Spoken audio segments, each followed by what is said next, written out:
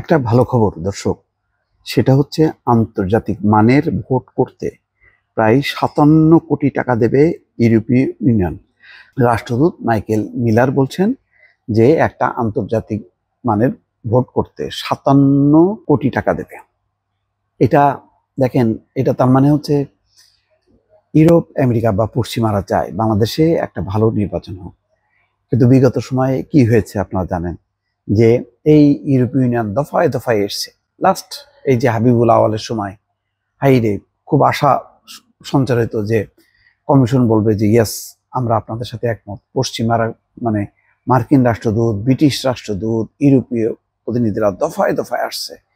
তারা বলছে তোমরা ভালো নির্বাচন করো, আমরা টিম পাঠাবো, টাকা দেবো, যা লাগে সবকিছু করবো। লাভ হয়নি, তারা হতাশ হয়ে গেছে। পরে টাকাও দেয়নি, তারা সীমিত আকারে তদন্ত করার জন্য জাস্ট যে অবজারভার হিসেবে কয়েকজন পাঠাইছে, কিন্তু পর্যবেক্ষক হিসেবে না। এগুলি খুবই লজ্জার ইতিহাস। সেই লজ্জার ইতিহাস থেকে এখন আমরা একটা ভালো ইতিহাসে পা রাখতে যাচ্ছি। এই পর্যায়ে কিন্তু অনেকগুলো দায়িত্ব নির্বাচন কমিশনের এবং রাজনৈতিক দলগুলোর। এই যে এখন সদিচ্ছা মনোভাব জানালো ইউরোপীয় ইউনিয়নের পক্ষ থেকে, এটাকে ধরে রাখা দরকার। আমাদের সম্মান আন্তর্জাতিক পর্যায়ে একেবারে ভুলুণ্ঠিত, কিচ্ছু নাই যে আমরা একটা ভালো নির্বাচন করতে পারি না। জাল জালিয়াতি নির্বাচন, এখানে মব তৈরি হয়, এখানে পিটায় মানুষ মারা হয়, নানা কারণে কিন্তু আমরা মানে খুবই আমাদের জাতিগতভাবে আমাদের মর্যাদা নেই। বাংলাদেশের নিরাপত্তা আছে বলে অনেকে মনে করেন না। সেই জায়গায় এই আজকের এই মনোভাবটা, ইউরোপীয় ইউনিয়নের এই মনোভাবটাকে আমি অত্যন্ত স্বাগত জানাচ্ছি এবং অনুরোধ করব রাজনৈতিক দলগুলো যেন নিজেদের ক্ষমতার কারণে কামড়াকামড়ি বাদ দিয়ে অন্তত এই আন্তর্জাতিক মহলের এই সদিচ্ছাটা, তাদের দৃষ্টিভঙ্গিটাকে যাতে তারা সম্মান করে, মর্যাদা দেখায় এবং সেটা ইমপ্লিমেন্ট যাতে হয় তার জন্য উদ্যোগী হয়। নির্বাচন ভবনে মঙ্গলবার প্রধান নির্বাচন কমিশনার এম নাসিরুদ্দিনের সঙ্গে বৈঠক শেষে সাংবাদিকদের মুখোমুখি হন বাংলাদেশে নিযুক্ত ইউরোপীয় ইউনিয়নের রাষ্ট্রদূত মাইকেল মিলার।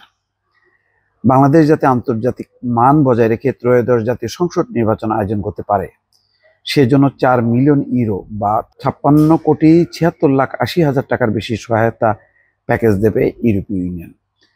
মঙ্গলবার রাজধানীর আগারগাঁওয়ে নির্বাচন ভবনে প্রধান নির্বাচন কমিশনার এম নাসিরুদ্দিনের সঙ্গে বৈঠকের পর একথা জানান বাংলাদেশে নিযুক্ত ইউরোপীয় রাষ্ট্রদূত মাইকেল মিলার। তার নেতৃত্বে 6 সদস্যের প্রতিনিধি দল সিইসির সঙ্গে ঘণ্টাব্যাপী বৈঠক হয় আজ।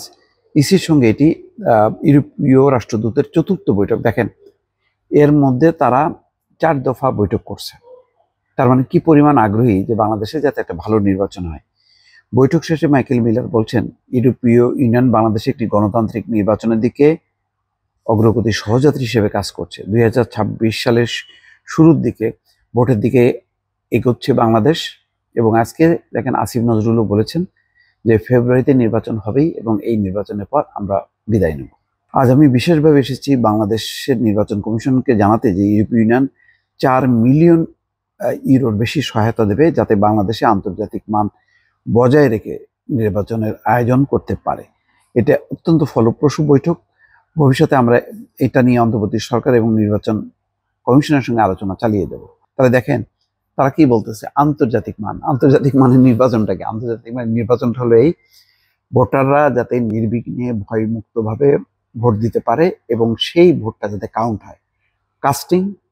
ভোট কাস্টিংটা যাতে সুষ্ঠু হয়, সুন্দর হয়, অবাধ হয় এবং কাউন্ট যাতে হয়। এটাই হচ্ছে আন্তর্জাতিক মানের নির্বাচন। সেটি হচ্ছে এখন বাংলাদেশের সামনে সবচেয়ে বড় চ্যালেঞ্জ। 2008-এর পর বাংলাদেশে আর নির্বাচন বলে কিছু ছিল না, একদম তার ধ্বংসাবশেষ মানে পড়ে আছে।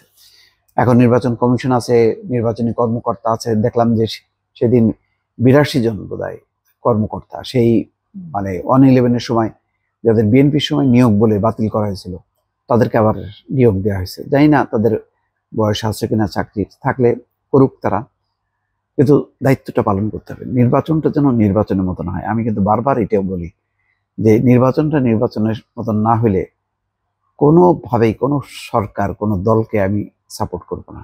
এটা আমার দৃঢ় প্রতিজ্ঞ। নির্বাচন নিয়ে কোনো জালজালিয়াতি চলবে না। এইটা হচ্ছে গণতন্ত্র সভ্যতার একটা মাপকাঠি, এটাকে ঠিক রাখতে হবে। ভালো থাকবেন। আল্লাহ হাফেজ।